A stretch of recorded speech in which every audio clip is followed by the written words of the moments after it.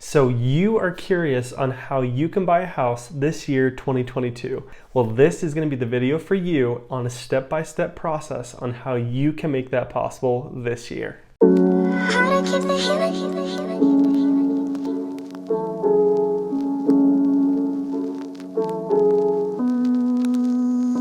What is up, everybody, and welcome back to my YouTube channel. My name is Nielsen, and I am a local real estate agent here in the state of Utah.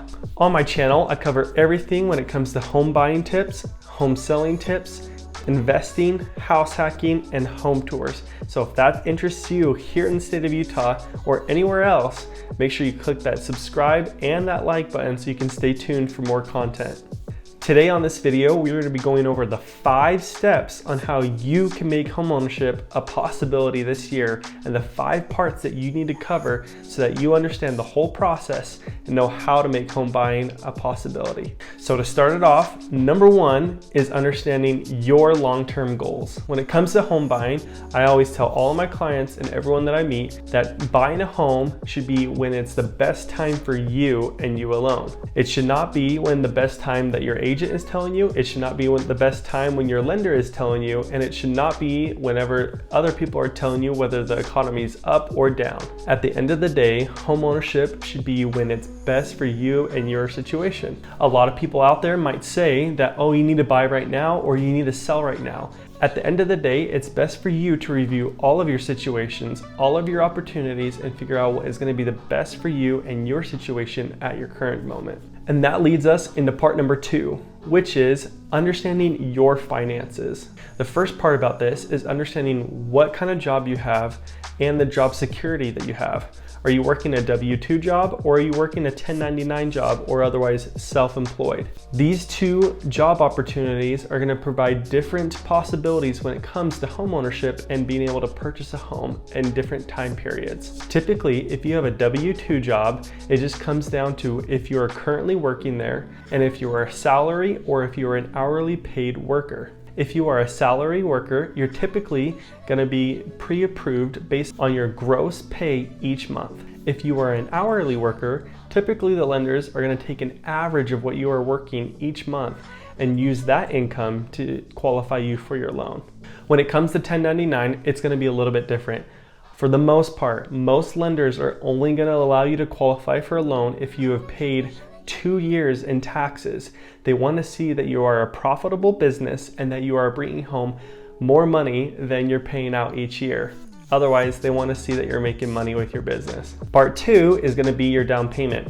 How much money do you have saved up in the bank right now, or possibly in one of your investment accounts? Roth IRA, 401k, there are different opportunities that you can pull money out of those for your down payment, but the best bet is to contact your local lender to figure out how you can use that money when it comes to purchasing your home. Now, a lot of people think that when it comes to buying a home, you need 20% down, but that is not the case. For the most part, most people are either spending about 3.5% or 5% down.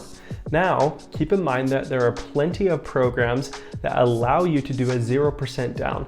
There is a USDA loan, which typically applies to areas that are a little bit more rural, and there is also a veterans loan. The best bet is to contact your local lender so they can figure out what is going to be the best loan option for you and your scenario. But typically, most people end up paying 3.5% down, especially if it's your first time buying a house, to take advantage of the first time home buying loan or a 5% conventional loan.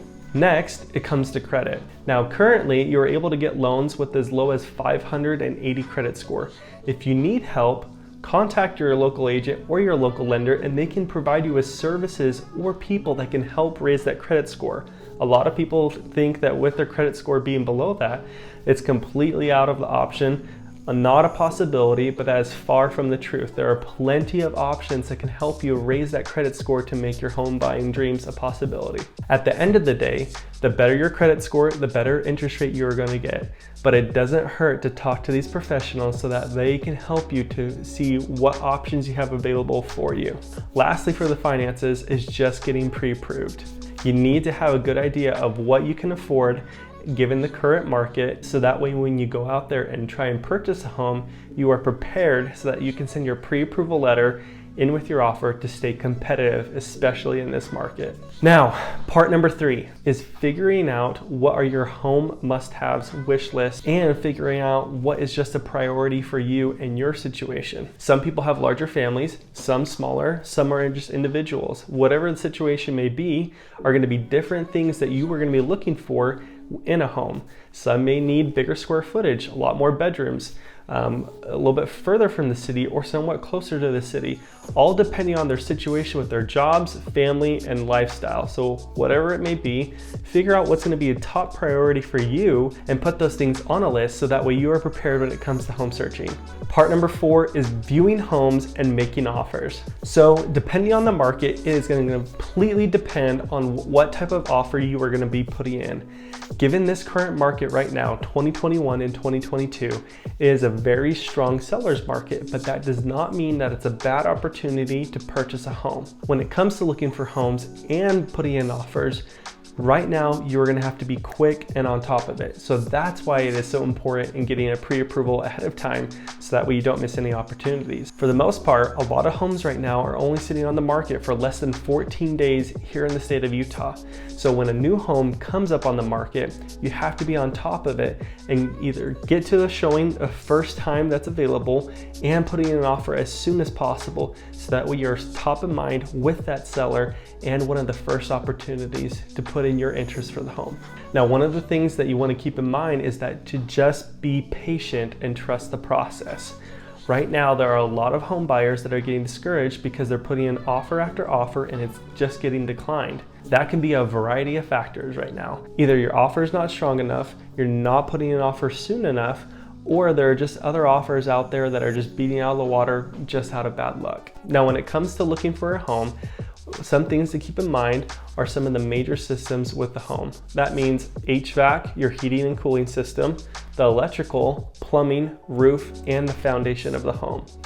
In this current market, a lot of sellers are not going to do minor repairs when it comes to paint touch-ups, changing out hardware, little squeaks with the flooring and whatever it may be. So when you are touring these homes, keep in mind that these things are probably going to be pretty common and the sellers are likely not going to make those repairs. On the other hand, if you do find some more major items and are willing to pursue that home anyways, try and negotiate with the seller because the major items are really going to hurt that offer if you happen to back out. When it comes to the smaller items like paint touch-ups, hardware, and flooring and such, talk to your agent and figure out if this is going to be a good opportunity for you and your situation, because it very well could be, or maybe not. Lastly is to negotiate. Given the current market, it's going to be a little bit more difficult to negotiate, but you still have some wiggle room and always negotiate to create the best offer for you. Lastly is part 5. So once you have your offer accepted and you have a home under contract, awesome, but there are still some major things that you need to keep in mind when it comes to getting that offer accepted to closing time. The first deadline is going to be due diligence. This is a very important period because if you are not waiving the due diligence contingency, then this is the time where you have to go and inspect the property personally and also hire an inspector to look out for different items on the home. The home inspector is going to go over a variety of things. They are trained professionals that are going to go look at all the major systems and all the minor details and give you a full summarized report on everything that they found that was great, poor, or just terrible with the home.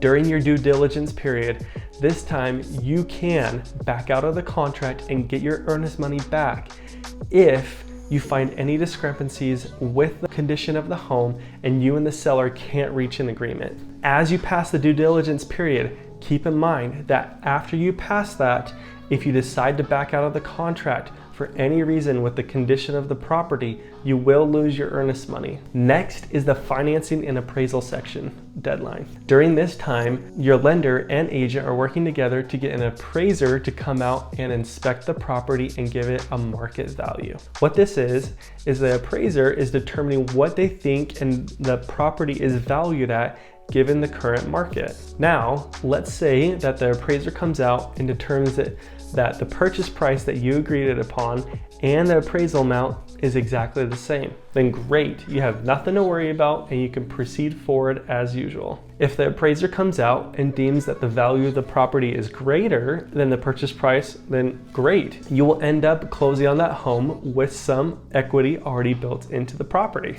But if the appraiser comes out and deems that the value of the property is below the purchase price that you agreed upon, then this is where we have some potential issues. What happens at this point is that the lender can technically only give you a loan based on the appraisal amount. They cannot give you a loan that's going to be more than that, just because they are held liable for that loan of the property. And if it's valued below that amount, the lender isn't going to give you that extra money. So in this case, you are either going to have to come up with that difference between the appraisal amount and the purchase price amount in cash. This can't be wrapped into the loan. This has to be out of pocket cash. So keep that in mind when it comes to writing your offer, so that way you aren't left empty-handed. Now, if everything works out great, then awesome. You can back out before that financing and appraisal contingency if you and the seller can't reach an agreement with the appraisal amount, or if there's any issues that arise because of financing,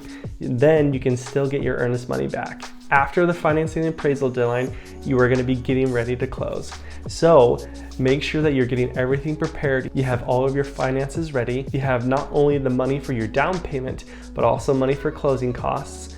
Now, keep in mind that you can wrap the closing costs into your loan, and closing costs will vary roughly between 1% to 2% here in the state of Utah. Make sure as you're getting close to closing that you're not pulling any extra lines of credit. You're not going to the furniture store, you're not getting extra furniture, putting it on a credit card, getting a new car or anything. Always talk to your lender and your agent before you do any major changes, whether that's purchases, transferring of money, or changing or quitting a job. Lastly, all you have to do is close on the home. Once everything is all set up, the lender and the agent are going to make sure everything is all lined up and ready for you, so that way you can close on your home. So that's it. Other than that, the best bet is to get in contact with your agent and your lender, so that way you can ask them any sort of specific questions that might apply to you. Remember, everyone's situation is completely different, and just because some people may say that home buying might not be good for you, they have no idea what your situation is like. The best idea is to talk to the professionals that will help you and guide you whether it is a good time to buy or sell or not. Thank you so much for watching my video. I hope that this has been helpful for you in understanding how to buy a house this year in 2022. If it is, then hit that like button. I would really appreciate that. And if you have any questions, you're more than welcome to reach out to me. Here's my contact information. It is also below in the description. If you're in the state of Utah and you need any sort of help when it comes to home buying or selling, feel free to reach out. I would love to help answer any questions that you might have. You can also check out my social media that's linked down below, where I offer tons of tips when it comes to home buying, selling, investing, house hacking, whatever it may be. Thank you so much, and I'll see you on the next video.